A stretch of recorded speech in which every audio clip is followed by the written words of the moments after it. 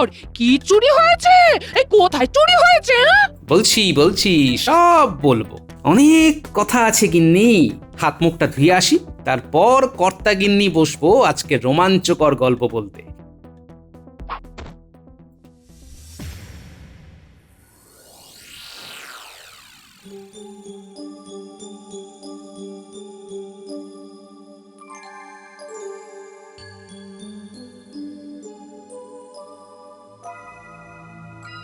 আহ, রাজবাড়ি থেকে চুরি!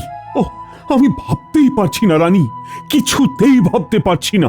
পাহারা বাড়ান মহারাজ, আর একটা কথা ঘোষণা করে দিন, রাজবাড়ির মধ্যে যারা কাজ করে তারা যেন কিছুদিন বাইরে না যায়। সীতাহার পেয়ে গেলে তারা স্বাভাবিকভাবে কাজকর্ম করবে। ঠিক আছে, তাই হবে। মন্ত্রীমশাই কি ভাবছেন? এই মন্ত্রী মশাইয়ের উপরে আমার বিন্দু মাত্র ভরসা নেই। না না না, মন্ত্রী বলেছে খুব তাড়াতাড়ি চোর ধরা পড়ে যাবে। হলেই ভালো।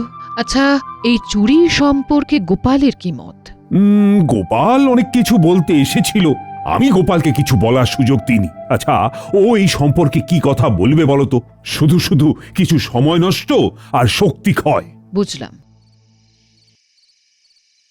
এবার বুঝলে তো তোমাদের কি করতে হবে?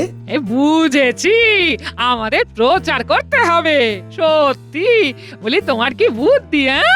রানীমার পছন্দের সীতাহার নিয়ে চোর পালাবে? অত সোজা?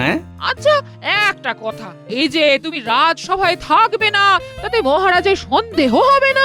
আরে বাহ, তুমি দেখছি ঠিক আমার মতোই ভাবছো। এই তো, এই না হলে গোপালের গিন্নি। তুমি ঠিক ভেবেছো।